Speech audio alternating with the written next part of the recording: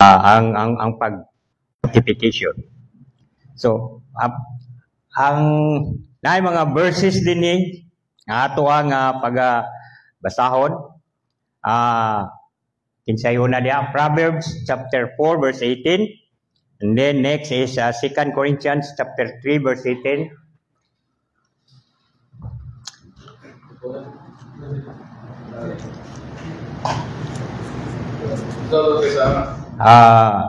Proverbs chapter 4 verse 18.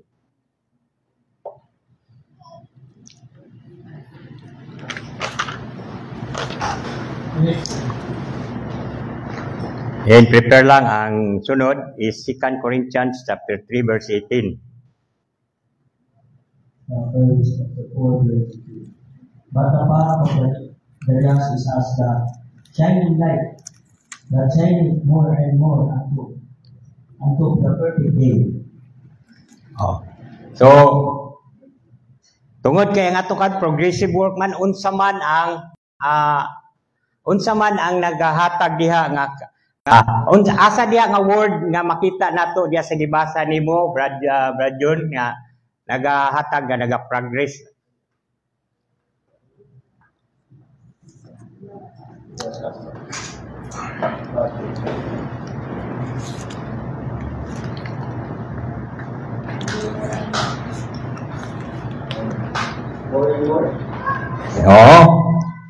Shine it more and more. Sa ato pa naay progress gyud. Wala magaurong kundili padayon.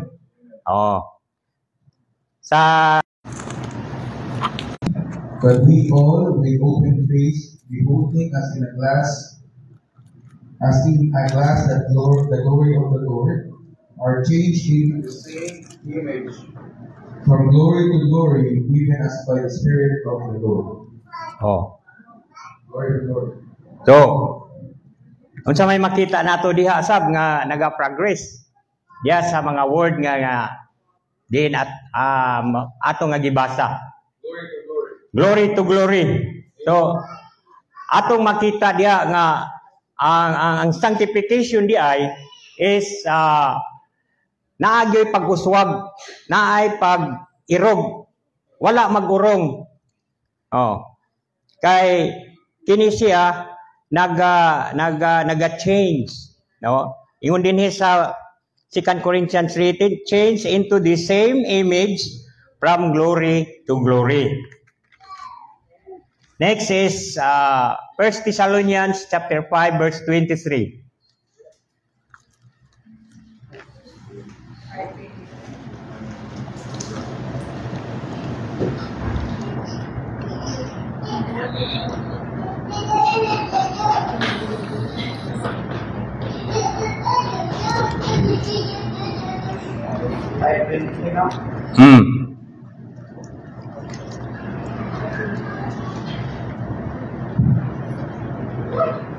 And the very God of peace sanctify you wholly, and I pray that your whole spirit and soul and body be preserved blameless into the coming of our Lord Jesus Christ. Ato sa makita diha nga ang nag-sanctify di ay sa ato dili di ay ato ang sarili lang. Dili ang atong sarili lang maoy makahimo sa pagbalaan kundi ang balaan espiritu mao gyud ang magabalaan sa ato. Ingon dinhi, and the very God of peace sanctify you wholly. Siya gyud ang nangunay. Ngano man dili man ta makahimo sa pagbalaan sa atong kaugalingon. Kundili kana siya tabang gikan sa Ginoo. So sa laktod nga pagkasulti, ang progressive meaning step by step, unya stage by stage ang iyahang transformation, unya continual process. So kanus aman kini nagsugod, kining continual process nato, kanus aman ni nagsugod. So nagsugod ni siya sa regeneration. So atong hibaluan nga kung walay regeneration, walay kabaguhan, o wala ta di ta kasabot kung unsa ang buot ipasabot sa balaan nga kasulatan.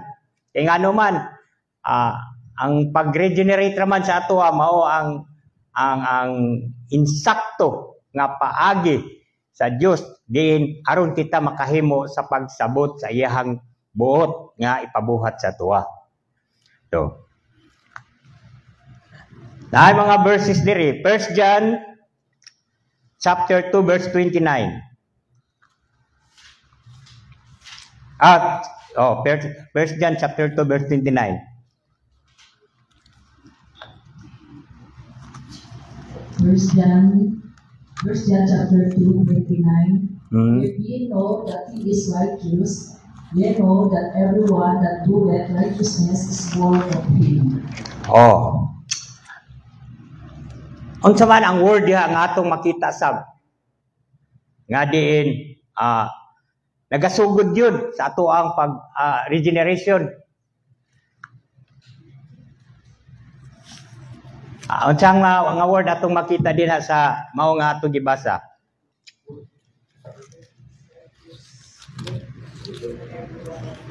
Diin kita nakasabot. Nasabta nato. Ingon din ang word din gisulti diha nga born of him.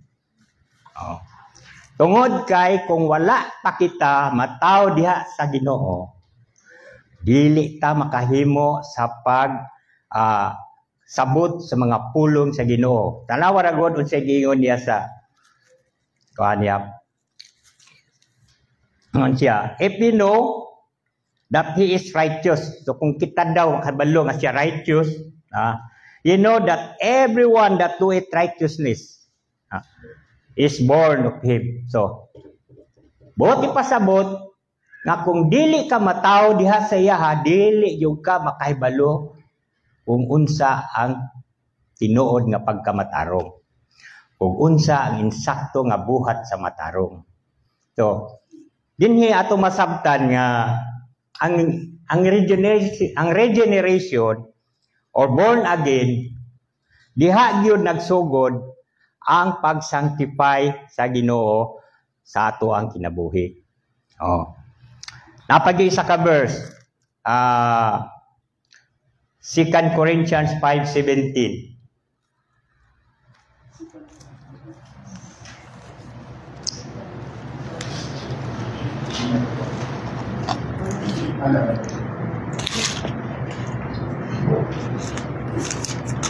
Kay bisan kinsa na nahiuta ka Kristo bago na siyang ginuhat ang daan niani na o ang bago ginagod na.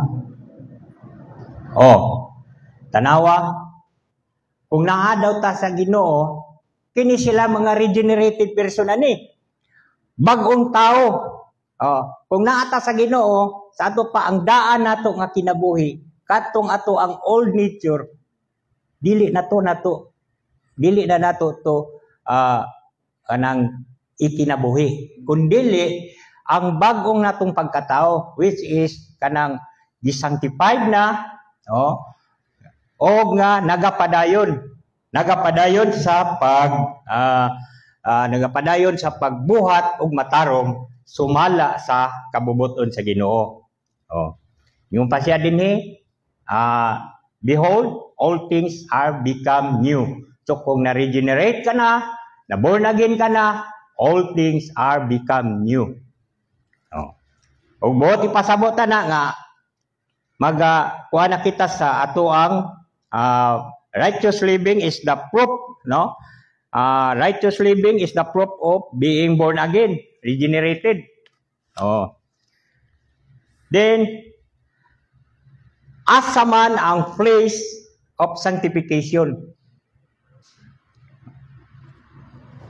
So, yun diri is in the heart of believers. The place of sanctification is in the heart of believers. Ano man nga sa heart man yun, daghan kayong party sa atong lawas, no? Ano man dili sa mind. nganuman nga dili sa ubang bahin sa ato ang kinabuhi. Nganuman yun nga, nganon di man sa kidney, no? So sa kadaghang parte sa ato ang lawas, nganong sa heart man yun. Heart of the believers. Concern kayo ang Ginoo sa heart of the believers. Nganuman, tungod kay ang atong heart is the source of will. So atong hibulan nga, ang heart nato mao ang pinaka-uyukan sa ato ang kinabuhi. Ato ang kinabuhi, no? Center. Unya, ang heart nato mao ni diha ang source of desire. Pero bisan pa kini siya ang source of desire, no? Naagihapon ang sanctification nagapadayon. Even if it is the kanang siya nga aning kasing-kasing manggod nato o ani siya kadang malimbongon. So need yun ni siya nga i-sanctified. Dili ba ya garantisado nga kanang Kristohano nata, born again nata, dili pagihap ang ato ang kasing-kasing malimbongon lang gihapon na siya. So, pero magpasalamat ta sa Ginoo kay sa diha nga diin gibag-o na ta niya, gi-regenerate na ta niya, ang heart sa usa ka believers ang naa diha gipuy-an na sa Holy Spirit. Remember sa Ezekiel 36:27, palihog og basa.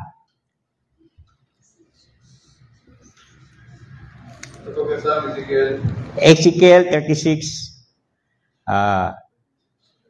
36:27.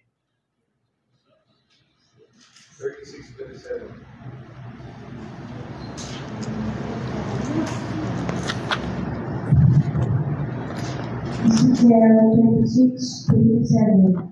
And I will put my spirit within you and cause you to walk in my statutes, and ye shall keep my judgment and do them. So, dinhi dili ta mabalaka tungod kay bisan pa kini siya gyud ang gisentro gyud ang ato ang kasing-kasing, bisan pa kini siya malimbongon nga kasing-kasing, pero tungod kay ang pulong ang balaang espiritu nagpuyo dinhi, so makahimo ta sa padayon sa paglagin magakaluyat ang balaang espiritu mohatag sa ato ang kusog nga diin naa siya kanunay nagapuyo sa ato kinabuhi.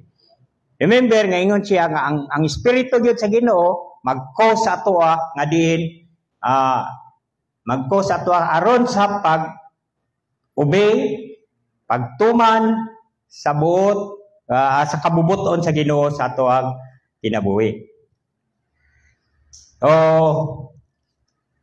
Napay last verse akong ihatag is Philippians chapter 2 verse 12 and 13.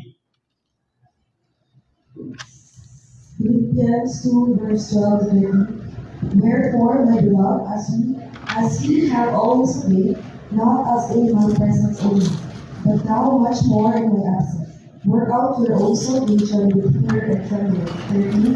13. For it is God which worketh in both to will and to do of his good pleasure. Ingon pa din nga wherefore, my beloved, as ye have obeyed, so ingon siya diha, not as in my presence only, but how much more in my absence. So ingon siya, work out your own salvation. Kini nagapahimanglo, nagasulti sa ato aga ato daw i-work out ang ato ang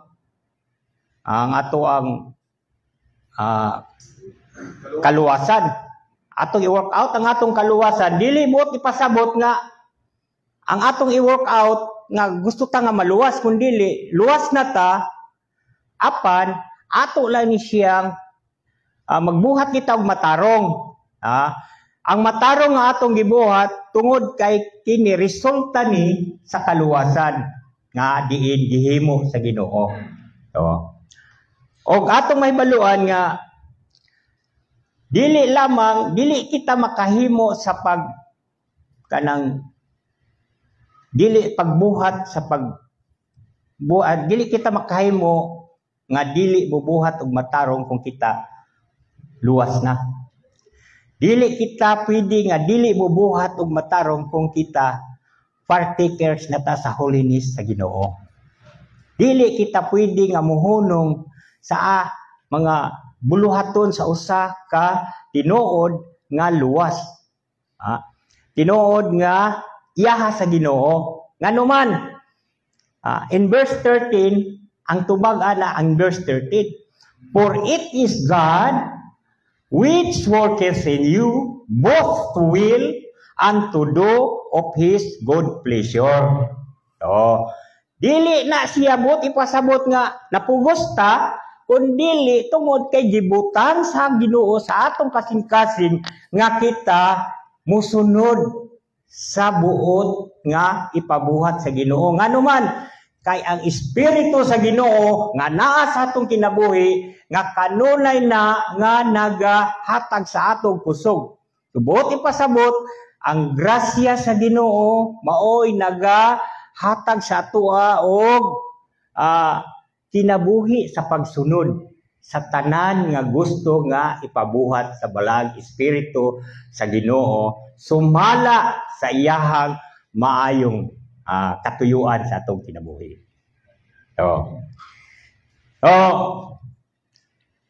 Mag-stop siguro ko din tunga ni Brad Ras para madiretso na gyud ang mao nga kuan.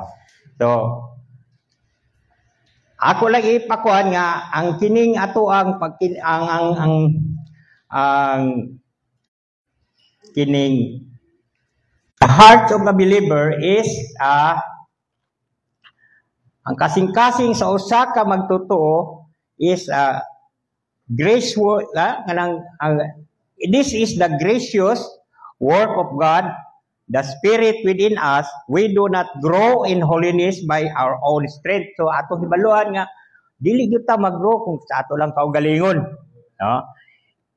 Usa kini ka supernatural work of God from start to finish.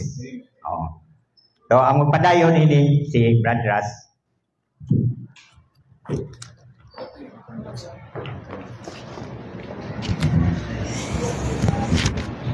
Okay, salamat Brother Sam sa pagtudlo gahapon. Wala si Brother Sam gahapon, nangita ko siya gahapon, ako siyang gitawagan. Pagtawag na ko siya, video call me, naghukas, abi na ko nakagbas, kaya ako kisingot, nagtuod ay sa pulong sa Ginoo. Praise God kayo, no? So karon, padayon ta, no? So ang next ani is ano to? Guys, pabalin ko guys. Okay, next is the worker of sanctification. Okay? Ang worker of sanctification is the Holy Spirit. Okay, we have learned last Sunday, gitudloan pa ni Pastor Paul sa threefold meaning sa sanctification. Unang-una, sa ganito. First is, sa ganito, to be different. First is, sa ganito, to separate. Ikaduha is to set apart from sin. Then last is, sa to ikatulo, to be different. Okay. So, unahin na siya. No? So, Brandras, di ba ang kaluwasan, iya mantanan sa Diyos. Okay, so unahin na siya. Ang unang meaning, sa katong gitulo ni Pastor Paul last Sunday, katong to separate, no? Work liho ka ni sa amahan. No? From the very beginning, so wala pa natukod ang kalibutan, ang Ginoo, kani sanctification, kuha na to niya, focus ta sa tao, kay naman po i-sanctify nga butang ang Diyos. Okay, so focus ta diri sa tao. Now, before the foundation of the world, ang Diyos namili na from the common people. And kaniyang gipili, iyahang gi-separate. Okay, and because kaniyang gi-separate sa Diyos, is unclean pa man ni sila, diha mo sulod ang being set apart from sin. Diha si Christ, His atonement, His sacrificial atonement diha sa cross, no? for us to be purified. Okay? And that's being set apart from sin. And now, dirita sa to be different. Ang kaning work sa Holy Spirit. Okay? Tungod kay ang Holy Spirit, mo kani ang nagaandam sa tuwa, or we can say na naga-beautify ka nato while napata diri sa kalibutan for us to be ready diha sa service sa Dios. For us, that's why we can say na tungod sa pagpamuhat sa balang espiritu sa atong kinabuhi, ang atuang outward na service will become acceptable diha sa Dios. Okay? Now, that's the Holy Spirit. We can say that Holy Spirit is the worker of our progressive sanctification. Okay? So next, sa tanato sa tuang handouts, number 1, His ato makita na sa tuang sa tuang confession. But anyway, basahon sa nato Romans 8:9-16. Isa yung next mabasa.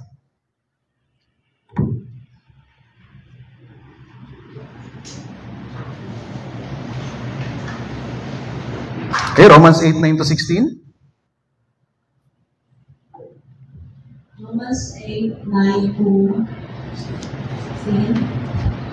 But we are not in the flesh, but in the Spirit. If so, is that the Spirit of God dwell in you.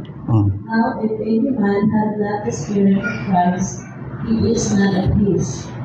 And if Christ be in you, the body is dead because of sin, but the Spirit is life because of righteousness. But if the Spirit of Him that raised up Jesus from the dead dwell in you, He that raised up Christ from the dead shall also quicken your mortal bodies by His Spirit that dwelleth in you. Therefore, brethren, we are dead towards not to the flesh to live after the flesh. For if we live after the flesh, we shall die. But if we through the Spirit do mortify the deeds of the body, we shall live. Okay. Ano pa? 16. For as many as are led by the Spirit of God, we are the sons of God. For ye have not received the spirit of bondage again to the fear, but ye have received the Spirit of adoption, whereby we cry, Abba, Father. The Spirit itself beareth witness with our spirit that we are the children of God. Okay, thank you. And Murag 16 lang yata tama. Okay. Thank you, Sister Honey, sa imuhang pagbasa. Okay, so number 1, atong tanaw ng atuang handouts na diha sa ibabaw. Okay, the Holy Spirit, His by the presence and power of the Holy Spirit. Okay, so presence. So una nato isgutan ang presensya sa Holy Spirit. Okay? So sa verse 9, tanawan ninyo, but ye are not in the flesh, but in the Spirit, if so the Spirit of God dwell in you. This is the indwelling presence of the Holy Spirit. Mo na nga nahimong posible ang sanctification because of this indwelling presence of the Holy Spirit. Meaning, ang Holy Spirit, dili na siya occasional na bisita sa itong kinabuhi. He is a permanent resident sa tuwang kasatagsang mga kinabuhi. Okay? So, ang Holy Spirit, gi-provide niya tanan nga foundation for our sanctification. Example, kinsa gani nag-regenerate ka nato? Kasi nag-regenerate gani ka nato? Kasi agent sa tuwang regeneration. Ang Holy Spirit. Okay? So, before ta na-regenerate, unsa ta? Dead. Okay? So, mangutana ko sa inyo ha, ang taong patay, mutubo ba? Dili. That's why we have to be first regenerated for us to experience spiritual growth. Okay? No. So kana tanan nga foundation nga gikinahanglan sa tong sanctification i-provide na sa Holy Spirit. So ang kaning presensya sa Holy Spirit, tanawan niyo ang verse 9 ha. Presensya sa Holy Spirit, mo ni naga-move kanato. From in the flesh to in the Spirit. Okay? Sabtan? Okay, that's the indwelling presence of the Holy Spirit. Next is the power. Kay duha man ang giingon dire, presence and power of the Holy Spirit. Okay, verse 13, tanaw tong verse 13. For if ye live after the flesh, ye shall die. Okay? But if ye through the Spirit do mortify the deeds of the body, ye shall live. Okay, pumunta na. Kaya ba nato pat yun immortify ang kaning ato ang fleshly desires? Kaya ba nato? Kaya dili? Kaya, nga naman. Yes, that's why kung basahon ninyo ang verse 13, may gingon, through the Spirit, do mortify the deeds of the body. We cannot mortify ang kaning ato ang fleshly desires, nga ato-ato lang. We need power that breaks the dominion of sin. That's why ang sanctification gitawag siya og kanang salvation from the power of sin tungod kay ang sala dili na siya makadominate kanato. Okay, that's why every time nga makafeel mo, makalapas mo sa Dios, makabuhat mo sala, wala na gahumpa, wala na ang pleasure, wala na ang kalipay nga sa inyong pagbuhat o sala. No, na gina-convict na mo sa Holy Spirit. Okay? Nga naman, tungod kay verse 11, tanaw na to. Oh, but if the Spirit of Him that raised up Jesus from the dead dwell in you. So nagpuyo ka na ito. Okay, so next, He that raised up Christ from the dead shall also quicken your mortal bodies by His Spirit that dwelleth in you. That's why we can now overcome sins because of the Holy Spirit na nagpuyo ka na ito. Okay, dili tungod kay kaya na ito, no. But because the resurrecting power of the Holy Spirit mao'y nag-enable ka na ito. Okay, sabdan? Nasabtan ninyo? Okay lang? Okay, so, ang Holy Spirit manggudri is dili lang siya merely nga helper, but ang Holy Spirit mismo ang worker sa ato ang transformation. Okay? And kaning Holy Spirit nga nagpuyo kanato, timailhan ni siya nga kita di ay anak sa Dios. Okay? Mao na nga makaingon sila nga kita karon makaingon ta nga isuda sa Kristohanon nga kinabuhi. But nahimong posible ang Kristohanon nga kinabuhi tungod aning indwelling presence o gahom sa balang espiritu nga naa dinhi kanato. Amen? Okay. So next Number 2.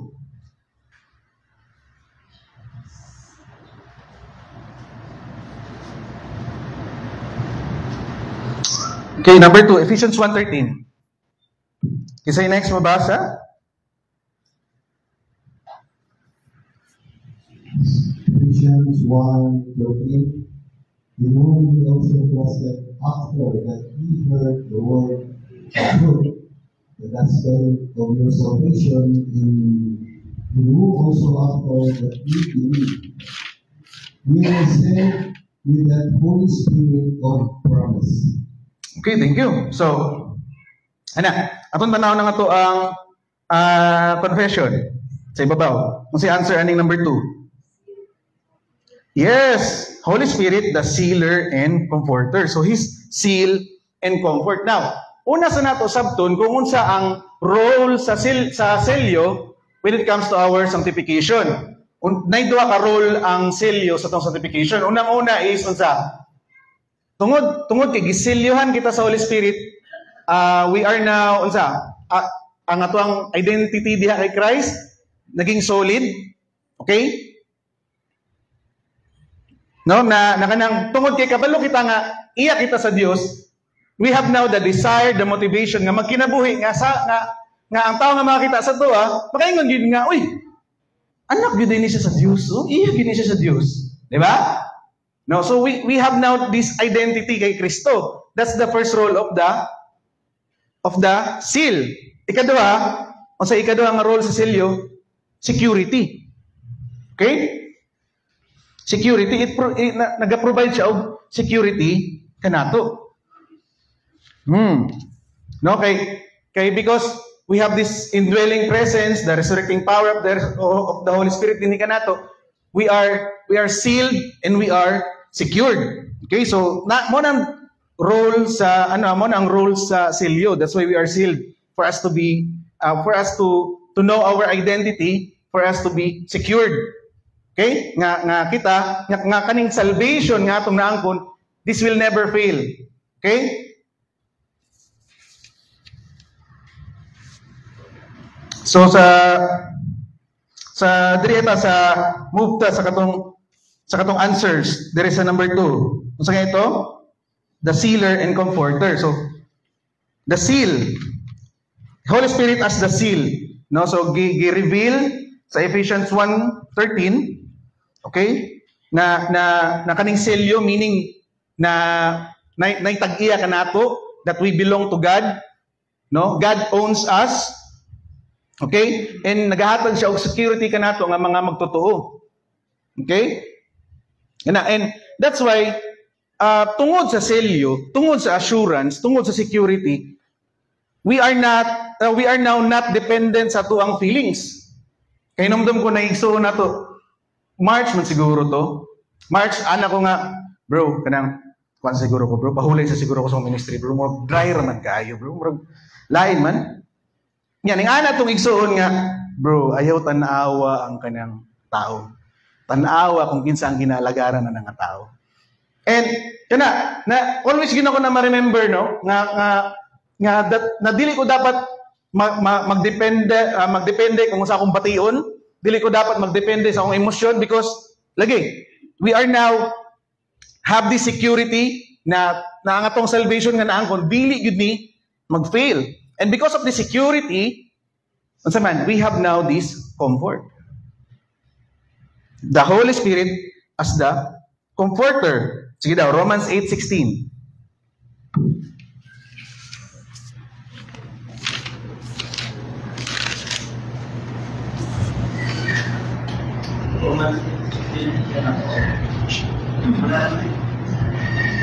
Romans 8:16. The Spirit itself beareth witness with our spirit that we are the children of God. Okay, thank you. No, so ang Holy Spirit ang timailhan, no, na kita anak diha sa Dios. No, because of this assurance na we are sealed, we are secured, we are comforted. Okay? Now, so ang kaning comfort po na ang kaning pag-comfort po sa Holy Spirit, dili siya pareha sa pag-comfort sa imong bana. Dili na siya passive na feeling, ha. Ang kaning comfort sa Holy Spirit is naga-strengthen kanato. That's why we do not have to rely anymore kung sa tong bation. Okay? Dito dapat magpadala sa tong emosyon, katong emosyon na to ni agi gisulti na to sa kuang igsoon. Kayo ko pangluod na siguro to. Okay? That's why we, every time nga may stumble ta, okay? Every time nga makasala ta, we have this, kaning balang espiritu nga nagpuyo ka nato, gina-convict ta, pero gentle nga pag-convict. Okay? Gentle nga pag-convict. And that's why dili ta dapat ano sa tong feelings, kung natay bati yung dili tayo mo tagad sa tong gibati. Every time we fail, every time we stumble, ang Holy Spirit nag-convict ka nato, and ang Holy Spirit nag-paremind sa tuwa nga, always na dapat mo look back sa cross. Okay? Look back kita always kung unsa ang gibuhat ni Kristo ka nato. We should live to the one who died for us. Nga naman, kay every time nga mo tanaw ta ning cross, gina-remind ta sa Holy Spirit, it reminds us na unsa man, na si Kristo, every time we confess, every time we repent our sins, we have this complete forgiveness. We have this assurance nga pasayloon kita sa Dios, ihatag yun niya ang forgiveness kanato. Okay? And bangon, and we have this race manggod na kanang we are all pursuing holiness. Okay? Klaro? Ako lang gipaspasan gamay kay murag happy to nang good time, no? And kani ipadayon ni Pastor Paul next Sunday. And kani mga igsoon, ang Holy Spirit isip nga ato ang comforter and sealer no, na we have this assurance now nga unsa nga isip Kristohanon kabalo kita unsa atong standing diha sa Dios. Okay? Because we have the Spirit indwelling in us, and because the Spirit enables us to overcome bisan pa man ang unsa pinakadaotan nga sala. Nga pwede nga imaginable nga mabuhat nato. Okay? Praise God niana, no? So, kana diri ta magtapos ato ang lesson for today, and napatay pila ka minutes, Pastor. Murag time na. Pero mag-cater tag isa ka pangutana. Basig na yung gusto mangutana.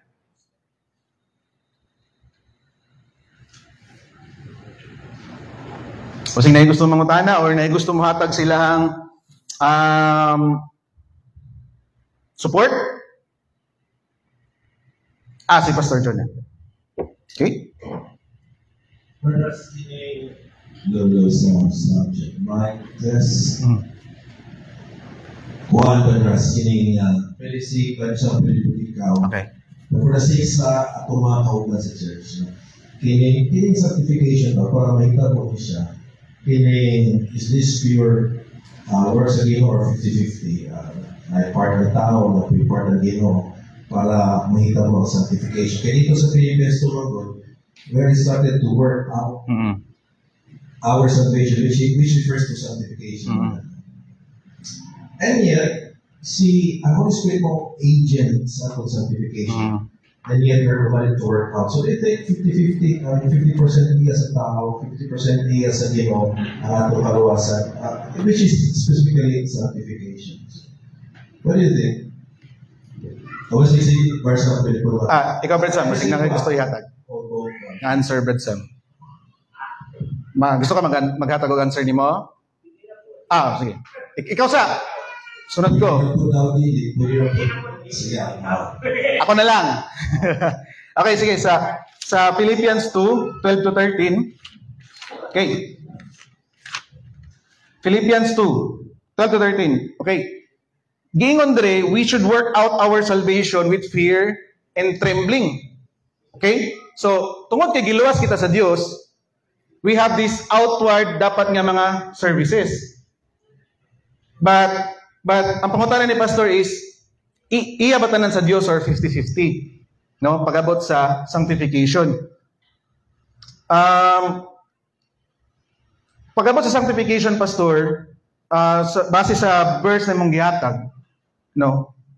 We have naman good tay responsibility manggod. We have not a responsibility, but ginable repod ta sa Dios. Kung basahon niyo ang 13, nganong nabuhat na tuning 12 because ang 13 ginable ta sa Dios. Okay, that's why pag-abot sa sanctification, we have this outward services na because ang Dios, sige ngon, work it in you both to will and to do. So I can say 50-50 pag-abot ni Ana kay we have this responsibility manggod, Pastor, no? So we can say ang kaluwasan 50% works niya, 50% grace. Dili po na, Pastor, kay we are doing this outward services because kay naluwas naman gud ta. This is sanctification. Ang say pasabot niyo, Pastor? Ang sanctification lang. Sa sanctification? Sa Bible school, for the information of everybody, we call this kung iyan tanan sa Ginoo, we call this monergism. Monergism.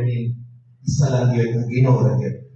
Pero ako'y synergism, wherein ang Ginoo ng tao, they cooperate together to make sanctification happen.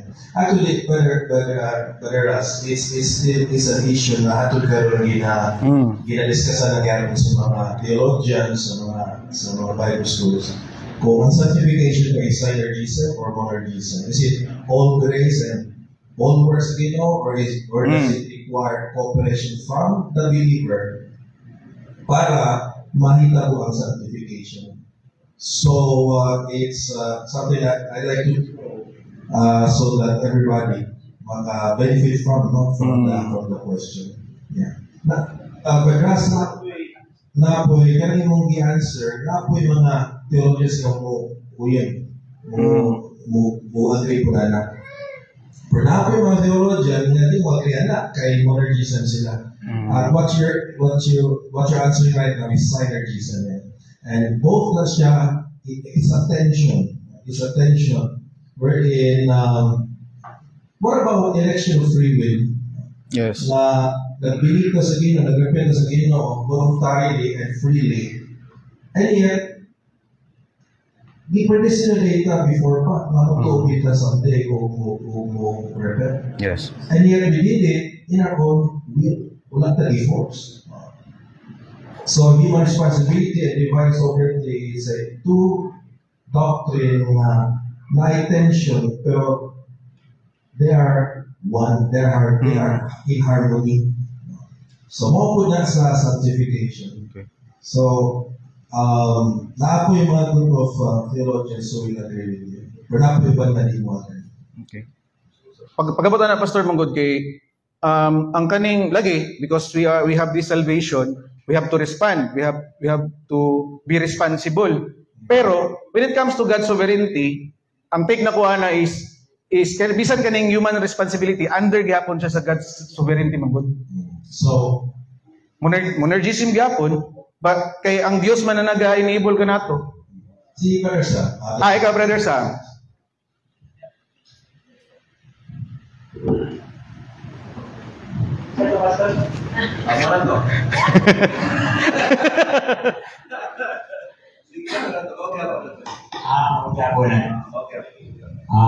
Ang tubag is ang gikan sa sinugdanan ngadto sa katapusan yan ang buhat sa Ginoo.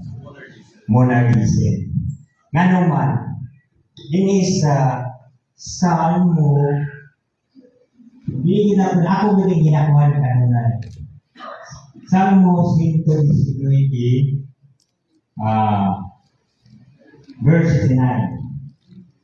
Forever, O Lord, thy word is settled in heaven. Settled na niya data, wala patah matao.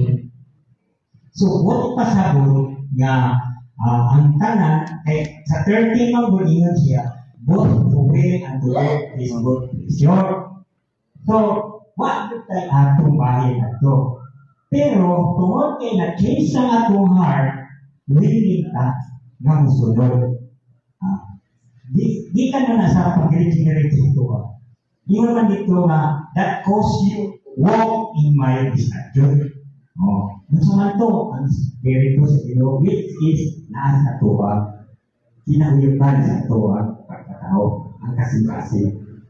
So, dili ta pwede nga mo exercise in our own issue nga mga simuha. Apan, ang kapuputon, ang inato na timuhaon. So, siguro, masaktan sa ninyo yapon. Okay. Thank you, Brother Sam. So, monergism. Monergism. Ay mo have a grasp. Responsibility under human responsibility under God's sovereignty. Okay. Ang butong sana. Monergism gyapon kay ang Ginoo kang Ginoo man gud nag-enable ka nato. Yes. Okay? So, I believe that from start to finish, that salvation is all work of God. Mother pa ni Jonah chapter 2 verse 9, salvation is of the Lord. Yes. And dito sa Romans 8, 20 and 30, from predestination to regeneration to justification to sanctification, glorification, all work of God. Yes. And if ever nag-work out ang sa salvation, yes, always remember that we cannot work it out without regeneration. And so, sa akong tanaw is all work of God. Hindi na natin ma-explain how that works.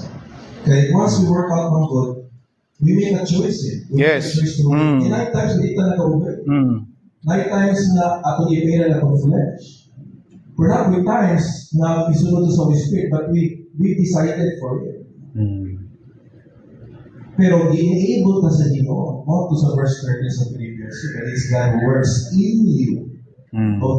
So sa ako, it's mura po na pagsulat sa mga tao sa scriptures.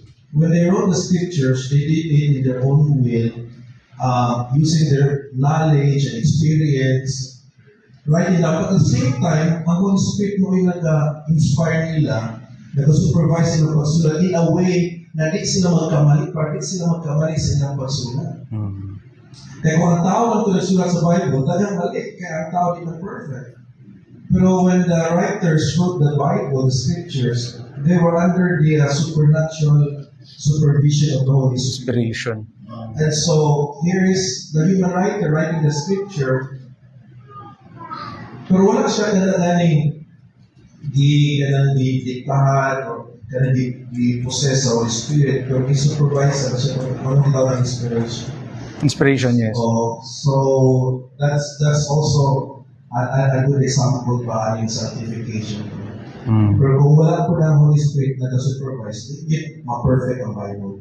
So we would say na all God's word. So monergism. Monergism, Pastor. So that all glory belongs to them. Yes. Mo ginang end nga end purpose na ining tanan to the glory of God. Okay? Daghang salamat, Brother. Okay, Pastor. Brother Sam, thank you, Karen. Okay? So, diri lang ta maghuman, no? And next Sunday, Pastor Paul will continue ang kaning topic about sanctification. And karon, akong ginahangyo ang tanan sa pagpanindog, and Brother JB will close this. Pinaagi sa pagampo.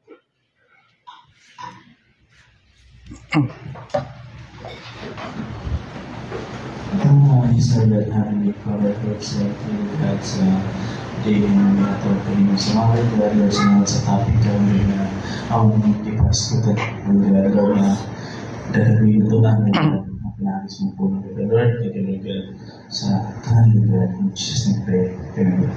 Amen.